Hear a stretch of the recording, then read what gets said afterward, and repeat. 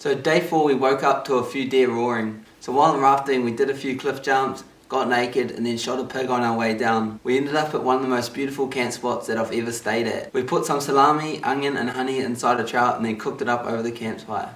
Enjoy day 4.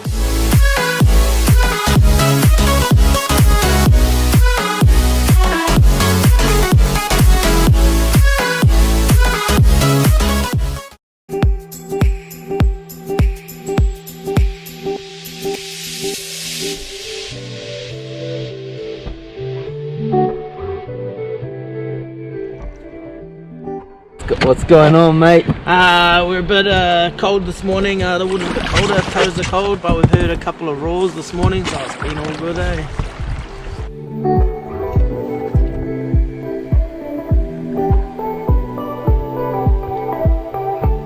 One of the bigger rapids, let's hope she goes good.